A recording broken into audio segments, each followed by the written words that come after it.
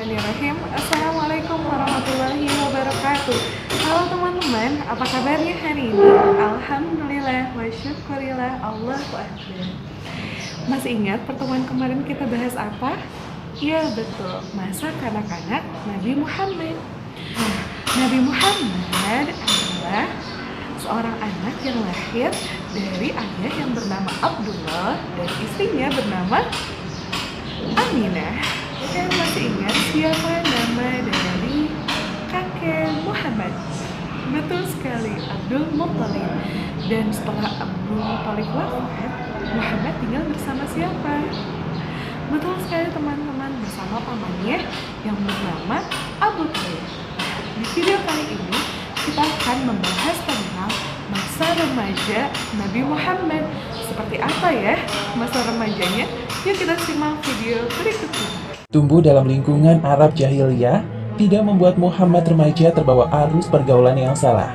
Sebaliknya, beliau banyak merenung dan menyibukkan diri dalam pekerjaan.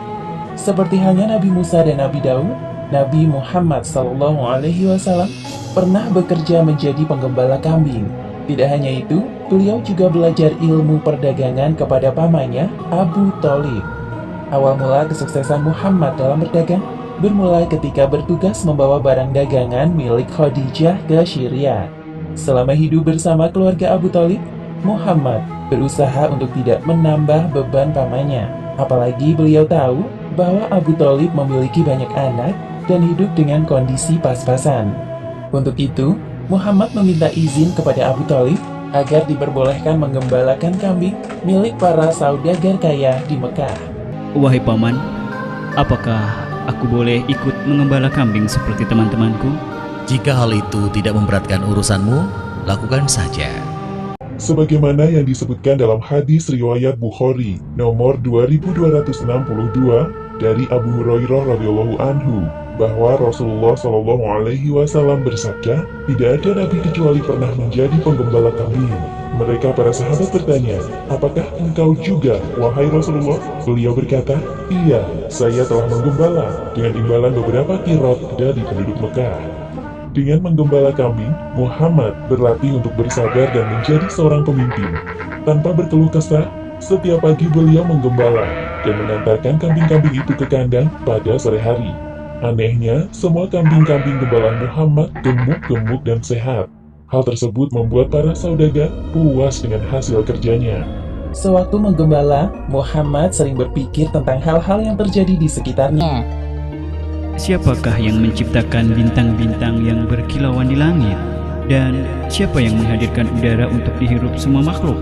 Dan siapa pula yang membuat jantungku berdetak?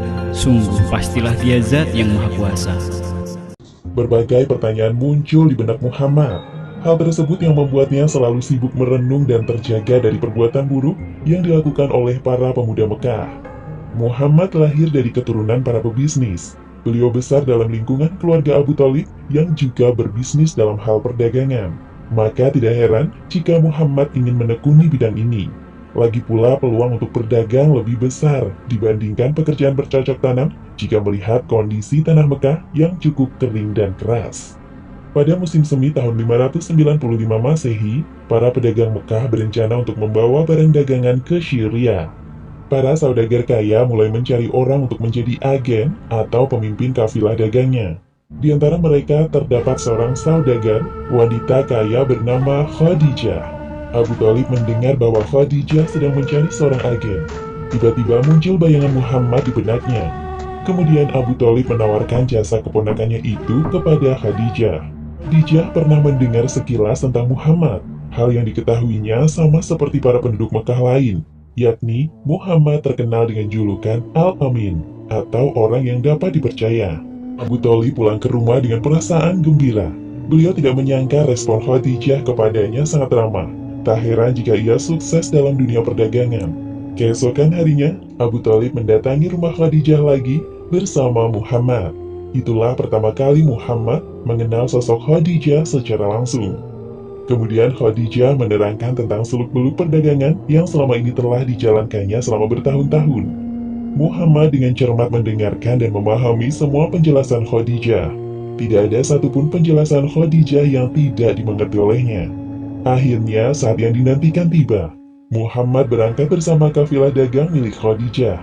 Seorang pembantu laki-laki kepercayaan Khadijah bernama Maisarah turut serta. Saat itu musim panas.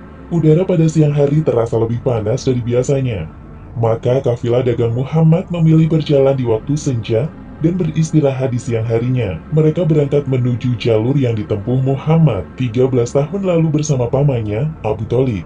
Tidak butuh waktu lama bagi Muhammad untuk akrab dengan anggota kafilah dagangnya. Mereka sangat ramah dan bekerja secara profesional. Perjalanan yang melelahkan selama 1 bulan terbayar ketika mereka sampai di Syria. Setelah bersiap-siap, rombongan kafilah menuju ke tempat bertemunya para penjual dan pembeli. Maisarah tidak menyangka bahwa Muhammad sangat menguasai pekerjaannya. Ia cekatan, cerdas, jujur, dan ramah kepada setiap pembeli. Semua orang yang bertemu dengan Muhammad selalu terkesan dengan penampilan dan sikapnya yang sopan. Demikianlah akhir kisah pekerjaan dan masa remaja Muhammad. Hikmah yang dapat kita ambil dari kisah ini, hendaknya kita meneladani sikap Nabi Muhammad SAW saat beliau remaja, yaitu bekerja dengan penuh semangat agar pekerjaan kita penuh berkah. Selalu bersikap sopan dan jujur dalam berbicara, menjaga diri dari perbuatan maksiat, dan merenungkan peristiwa di sekitar kita agar tidak mudah terlena dengan urusan duniawi. Wallahu a'lam bishawab. Bagaimana teman-teman? Sudah disimak video hari ini? Semoga kita semua bisa mengambil pelajaran dari kisah Nabi Muhammad semasa remajanya.